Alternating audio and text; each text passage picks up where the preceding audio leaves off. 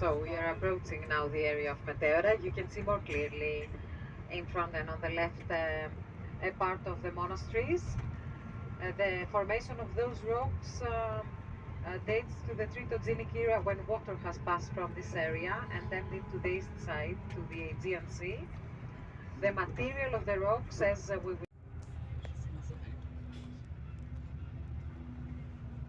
Onda bejöttünk a szállodai párba.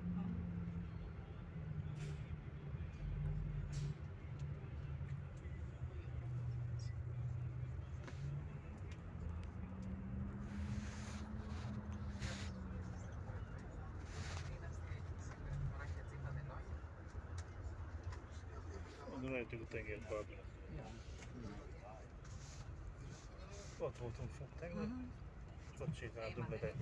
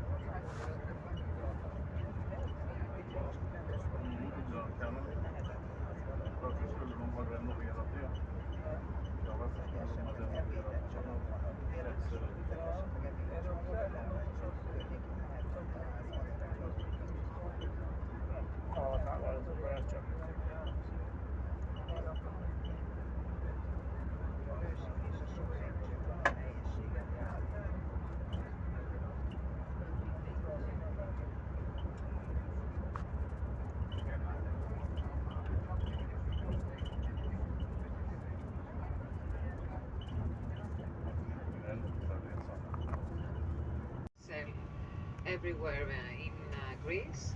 So it will be here our stop. The time now is 8:30. At 9 o'clock we shall leave from our stop, approximately at 9 o'clock.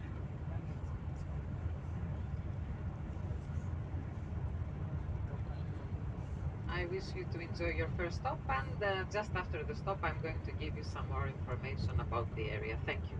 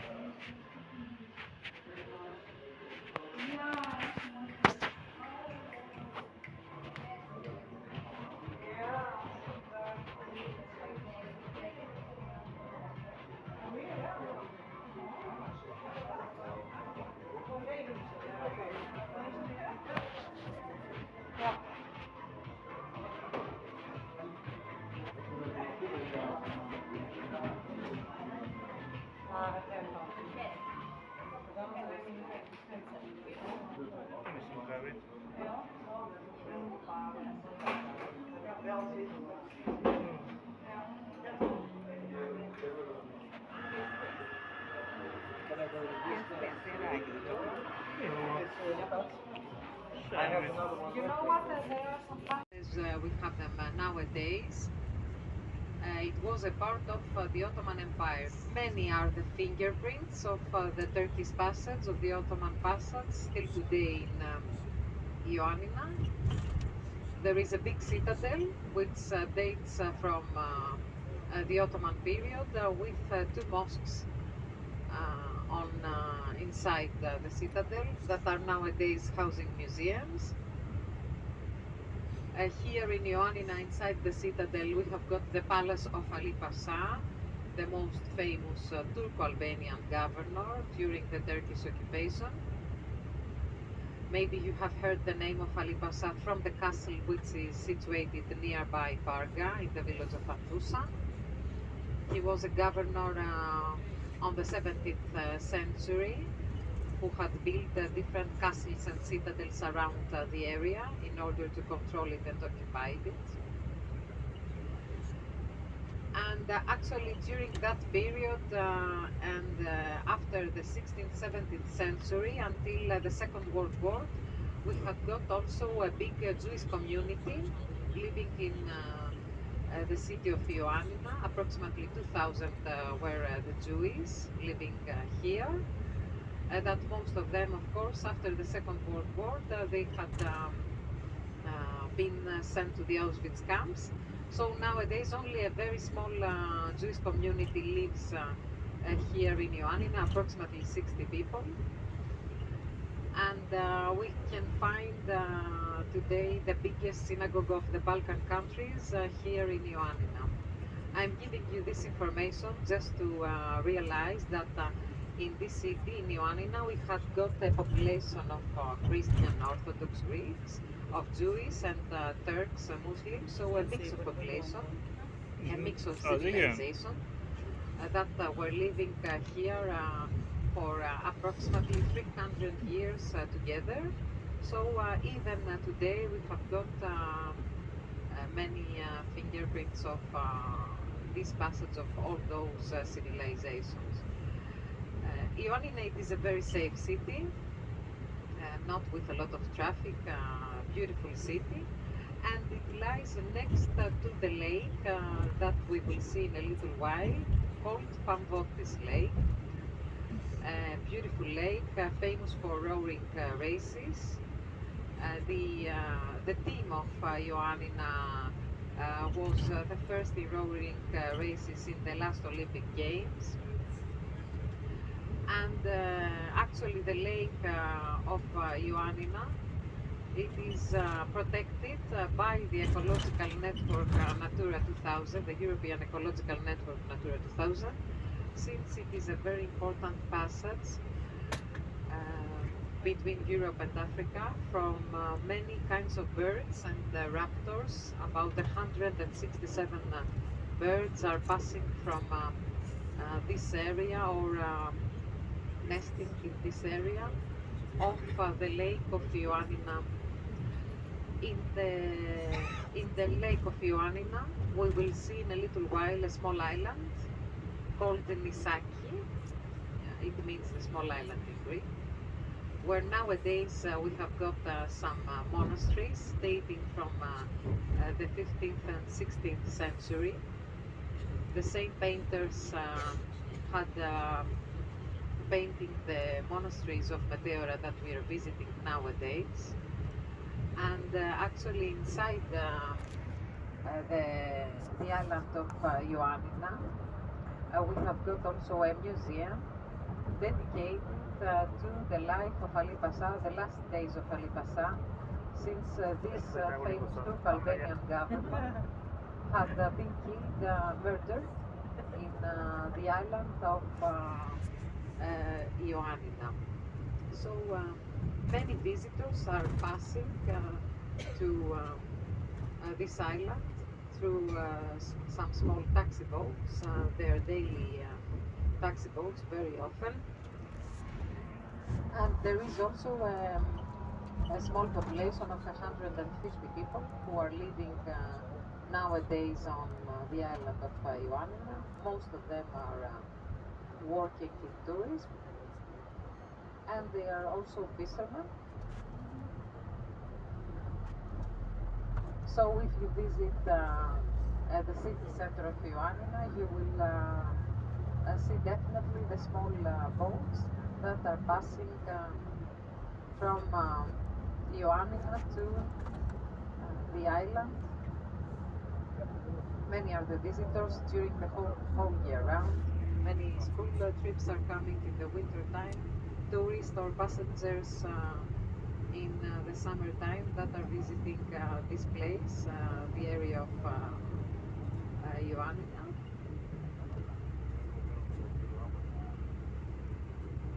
So as we are driving through the nearest mountain of Ioannina, the mountain called Meteórak,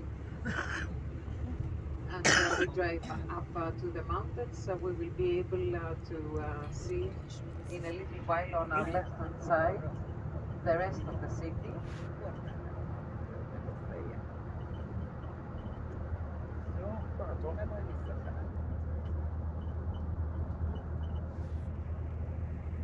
Weather.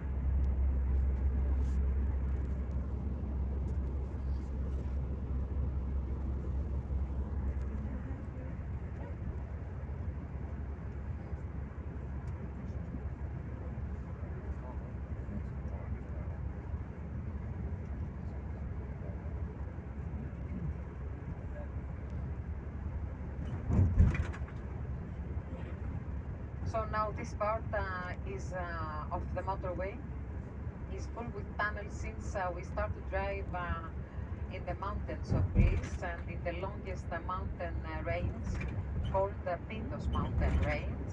This is the longest tunnel of the motorway, 4.6 kilometers length. As you can see, it is not a motorway very busy with cars and buses and trucks. It can be busy nearby Igoumenitsa, the harbor of Igoumenitsa, with trucks, either early in the morning, very early in the morning, or late at night, since many of the buses and trucks are catching the ferries to get to Italy. There is a ferry connection between Igoumenitsa and Italy, and many of them they either land to Greece and then travel to Turkey through the motorway, or even to the Balkan countries to the north part of Greece.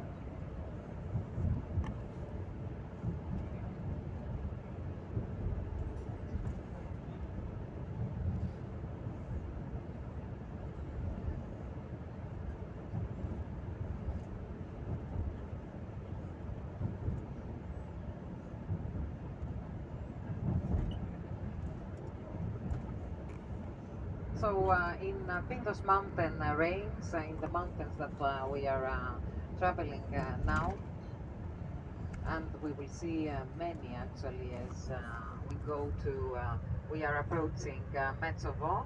We have got many springs and many rivers. the spring water and the water industries actually is one of the biggest industries that we are having here in Ioannina in the industrial zone.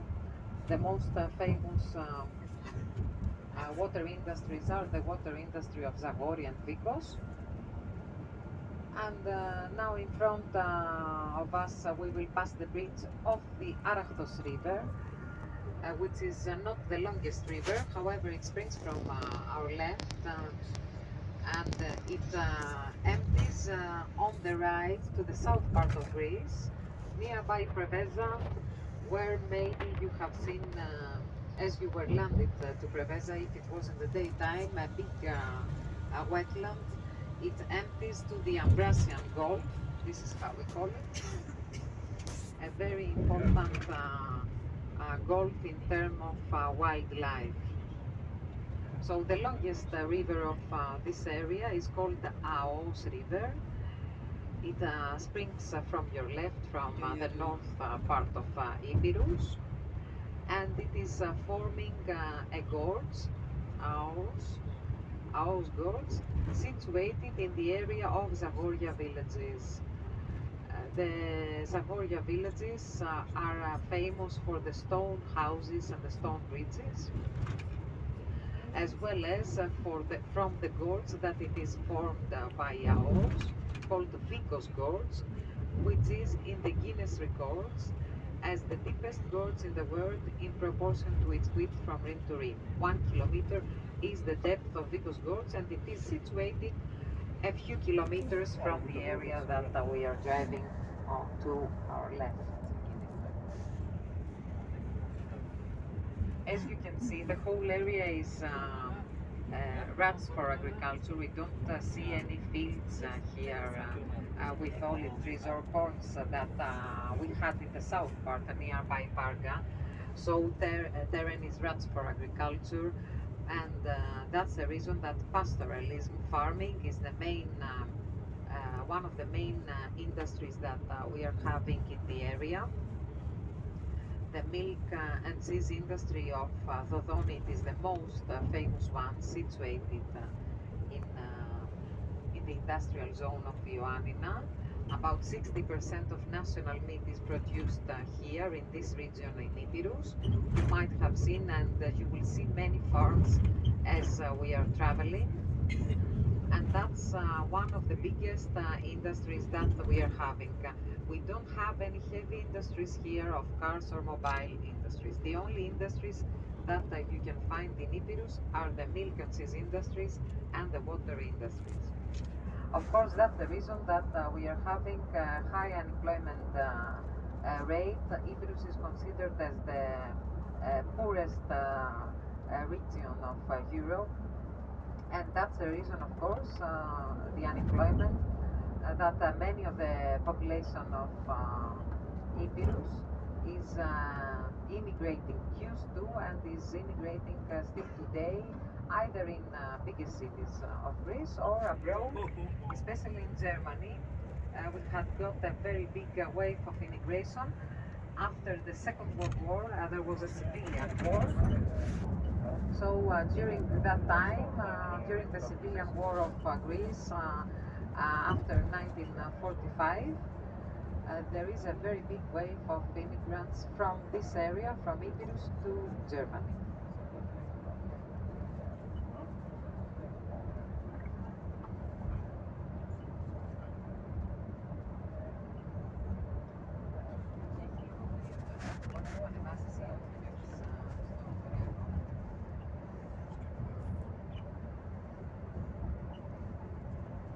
The mountain of Greece is situated in this area, in the north part, and it is called Mountain Smolikas, with an altitude of 2,600 meters approximately, and actually the rest of the peaks that we have got in the area, and observing the brown bears of the area, as well as the foxes, the wolves, and the lynxes that we have got in this national park.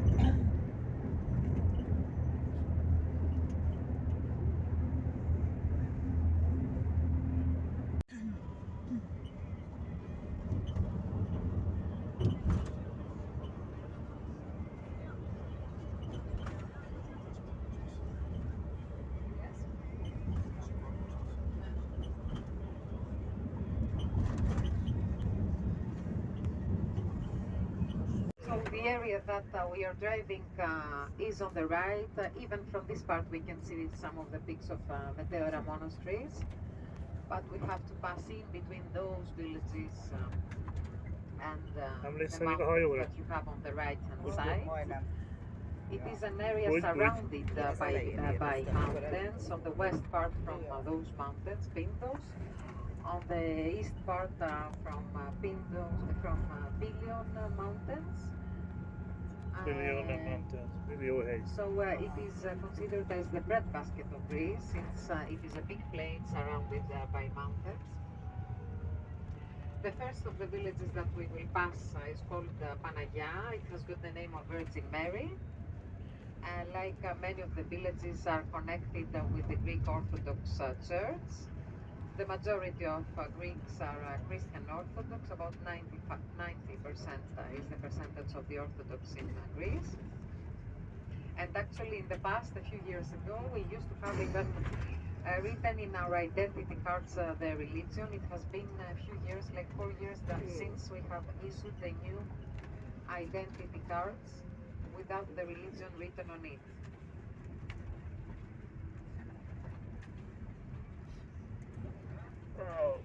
Bravo, Nikos, bravo.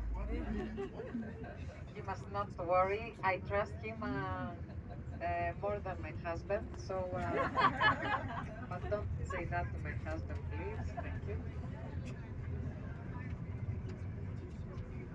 All our drivers, actually, they have been driven in difficult weather with a lot of heat and traffic, so difficult road network.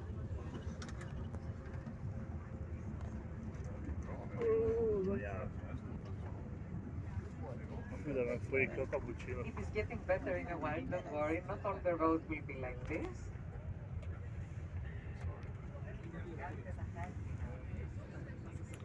Dubbel för den. Menjing blöver i det.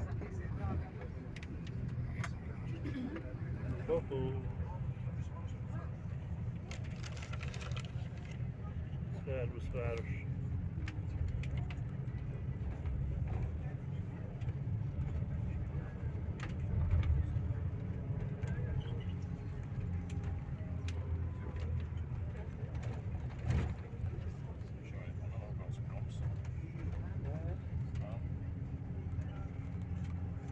So now you have an idea how the old road network was. You can realize how important it was for us, the construction of the motorway, Fermati, as well as the Ionian motorway.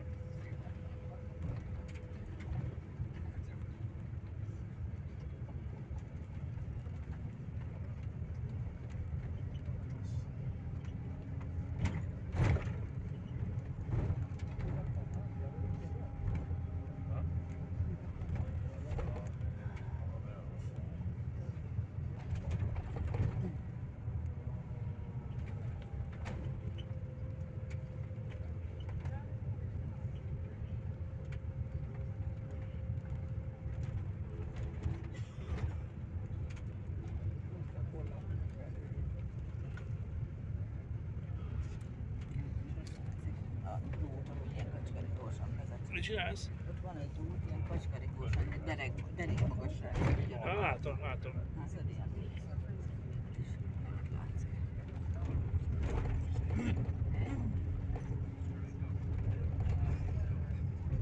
Igen. Kirakták a...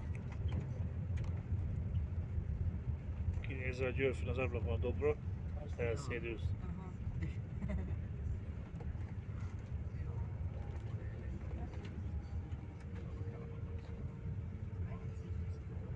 On the left you can see another bridge of the motorway. Of course, the motorway is going to the north part of Greece. We go to the east side, now central part of Greece.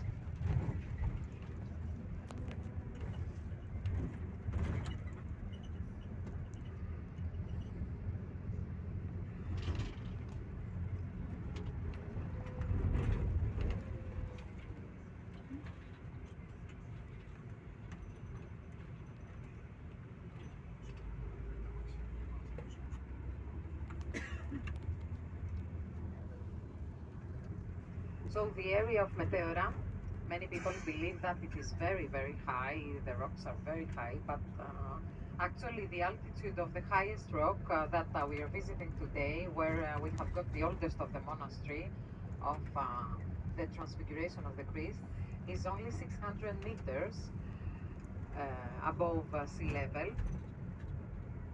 However, there are many small pinnacles around the area, very, very impressive. We will drive in between. It is an area that it is an UNESCO Heritage Monument, and it is an area visited, of course, not only from Orthodox. The Orthodox can be Greeks, can be Balkans, Russians, but of course from from people from other religions. Since it is a place with natural beauty.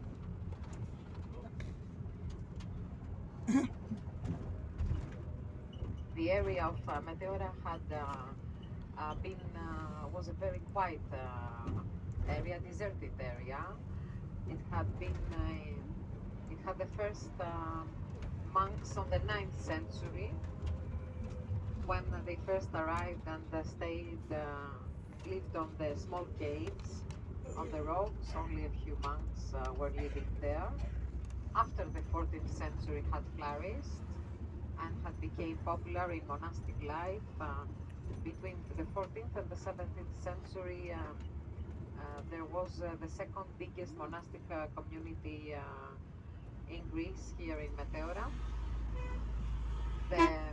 The first and the biggest monastic community is still today situated in the north part of Greece, in the peninsula of Chalkidiki, called Agion Oros.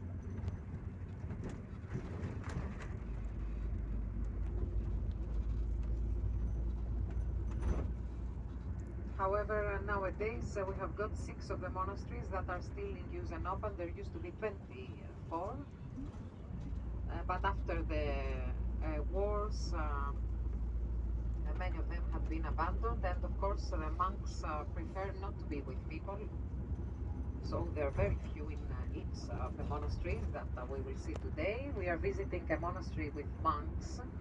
There are 2 monasteries that are with nuns. Of course, our guide inside the monastery will give you some information about the monastery, as well as about the life of the monks.